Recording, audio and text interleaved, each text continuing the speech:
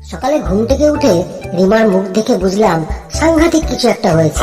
বললাম, কি হয়েছে? ব্যাপক থমথমে মুখ। বলল, একটা ভয়ঙ্কর স্বপ্ন দেখেছি একদম ভোরবেলায়। স্বপ্ন? তাই বলো, ভাবলাম কি না কি হয়েছে।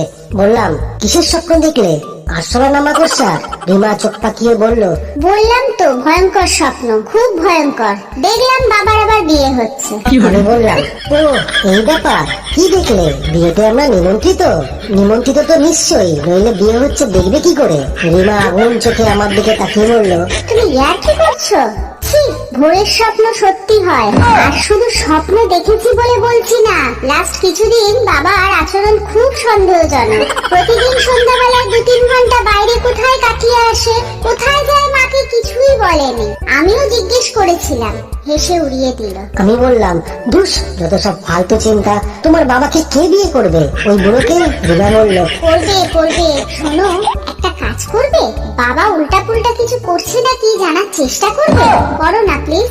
বলতে বলতে রিমার গলা ভেঙে গেল। আমি অভয় দিয়ে বললাম, ঠিক আছে, আমি এই রহস্যের সমাধান করব। আমি কায়দা করে তোমার বাবার পেট থেকে সত্যিটা টেনে বার করব। গোপুদার ফোনটা নিয়ে শ্বশুরমশাইকে ফোন করলাম, তারপর গলাটা যথাসম্ভব বিকৃত করে ডিরেক্ট কাজের কথায় চলে গেলাম। হ্যালো, শুনুন, আপনার সব গোপন কাজকর্ম আমি জানি। প্রতিদিন সন্ধ্যে হলেই আপনি কোথায় যান, এবার সবার কাছে ফাঁস করে দেবো। আর যদি সেটা না চান। শ্বশুরমশাই অতীব স্বাভাবিক গলায় আমাকে থামিয়ে দিয়ে বললেন, আপনি কে বলছেন জানি না, তবে আর গোপন কিছু থাকবে না, আপনাকে বলতে হবে না, আমি সবাইকে বলে দেবো।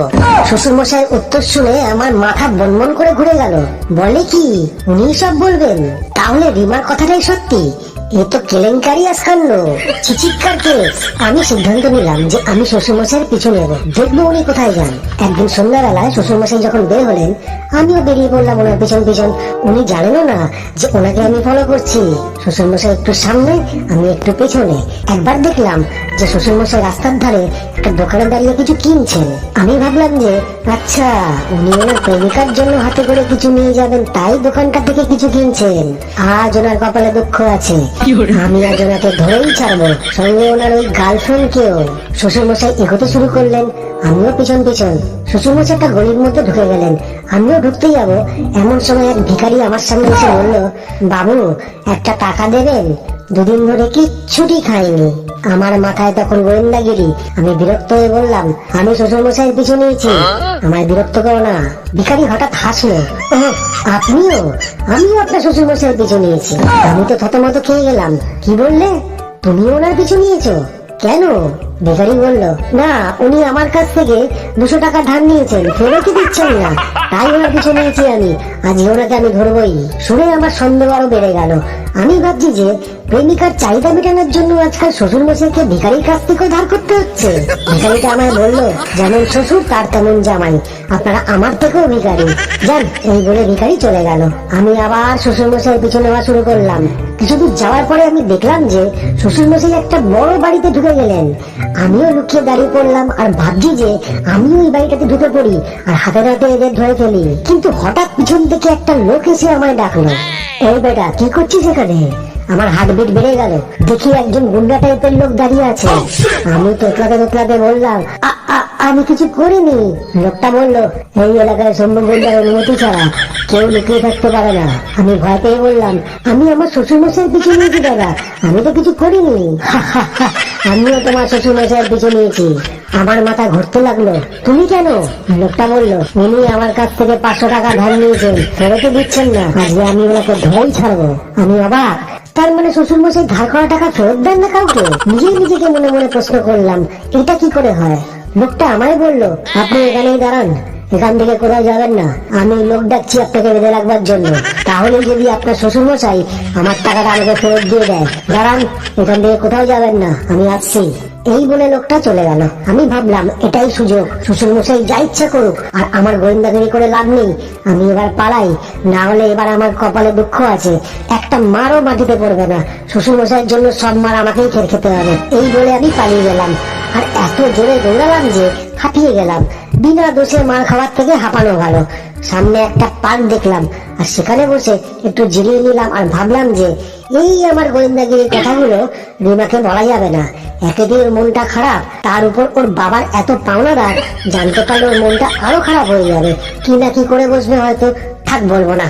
কিন্তু সকালবেলায় ফোনে শ্বশুর মশাইয়ের সাথে কি কথা হয়েছে সেটা আমায় বলতেই হবে। আমি চিন্তা করলাম যে আমি এখনই বাড়ি যাব না, একটু লুকিয়ে লুকিয়ে দেখি যে শ্বশুর মশাই কখনোই বাড়ি থেকে ফেরেন। আমি একটা গাছের আড়ালে অপেক্ষা করতে লাগলাম, এটাই দেখবার জন্য যে শ্বশুর মশাই কখন ফেরেন। ঘন্টা দুয়েক ওয়েট করার পরে দেখলাম যে শ্বশুর মশাই আসছেন। দেখলাম যে ওই দুই বদমাস গুলো, মানে ওই ভিখারিটা আর ওই গুন্ডাটা শ্বশুর মশাইয়ের সাথে আসছে। আমি দেখে চমকে গেলাম, আমি ঠিক দেখছি তো? আমি ভাবলাম যে যদি এরা শ্বশুর মশাইয়ের উপর এতই রেগে থাকে, তাহলে এরা এত সহজে হাসতে হাসতে গল্প করতে করতে ওনার সাথে বাড়ির দিকে আসছে কেন? আমি কিচ্ছু বুঝতে পারছিলাম না, সবই যেন মাথার উপর দিয়ে বেরিয়ে যাচ্ছিল। আর রাগও হচ্ছিল শ্বশুর মশাইয়ের উপর। মনে হচ্ছে এই শ্বশুর মশাই লোকটাই লোক ফিট করে রেখে দিয়েছে, কারণ কেউ জানি ওনাকে ফলো না করতে পারে বা ওনার প্রকৃতি হাতে নাতে ধরতে না পারে। আর না হলে শ্বশুর মশাই হয়তো ওদের টাকা পয়সা মিটিয়ে দিয়েছে, তাই ওরা এত খুশি।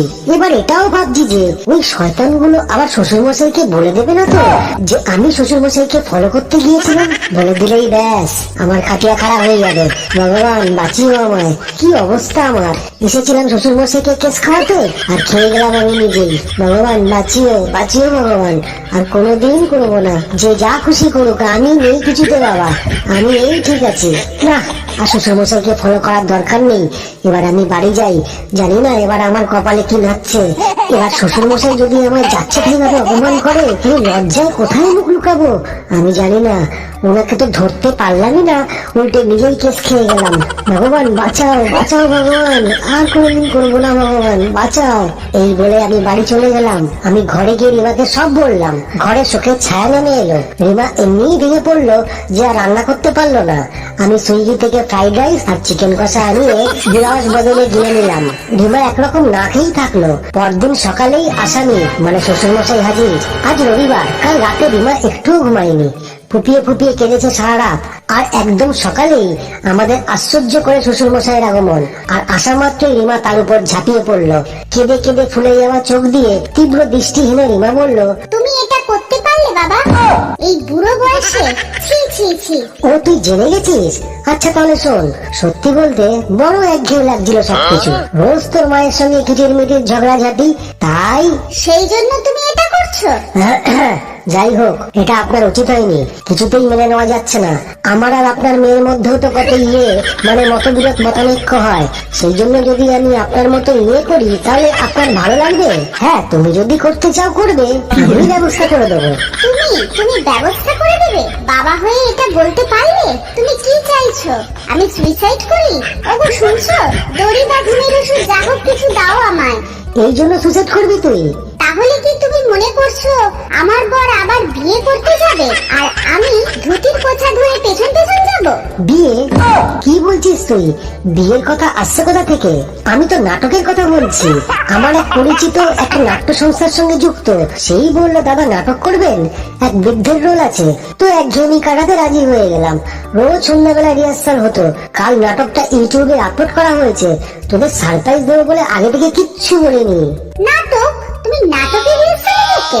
বাবা, নাটকে তোমার বিয়ে হবে? হ্যাঁ হবে, সেই নিয়েই মজার নাটক।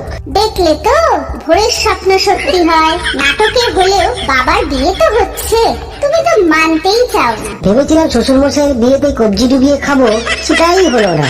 রিমা কটমট করে আমার দিকে তাকালো, শ্বশুর মশাই খ্যাক খ্যাক করে হেসে উঠলেন। এবার আমি ভাবলাম যে ওই বাড়িটাতে নিশ্চয়ই নাটকের রিহার্সাল হয়, তাই উনি ওখানে রোজ যান।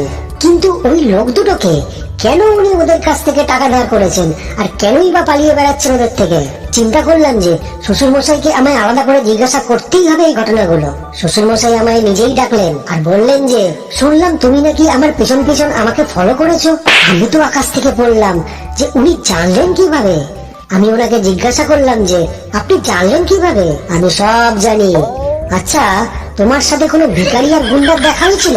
তবে শোনো, ওই ভিখারি আর গুন্ডাটা হলো পচা আর টেংরা। ওরা আমারই গ্রুপে নাটক করে। আমার এই নাটকে ওরা একজন ভিখারি আর একজন গুন্ডা হয়েছে। ওরা নাটকে যেন ভালো অভিনয় করতে পারে, তাই জন্য ওরা সবসময় ভিখারি আর গুন্ডা সেজে ঘুরে বেড়ায়। আর এই ভিখারি সাজবার জন্য পচাকে অনেক লোক অনেক পয়সাও দিয়ে যায় হাতে, যেমন 1 টাকা 2 টাকা 4 আনা 8 আনা। আর ট্যাংরা ও তো গুন্ডা সাজবার জন্য বহু পাড়ায় বহু মারও খেয়ে নিয়েছে এর মধ্যে। ওরা এখন নিজেরাও মনে করে যে ওরা একজন চির ভিখারি আর একজন চির গুন্ডা। এবার বুঝেছো? শ্বশুরমশাই বললেন, চলো এবার ওই দিক থেকে একটু ঘুরে আসা যাক। আমিও তাতে সায় দিলাম। এইভাবে আমাদের সমস্ত সন্দেহের অবসান হলো এবং আমরা সুখে শান্তিতে ঘর সংসার করতে লাগলাম।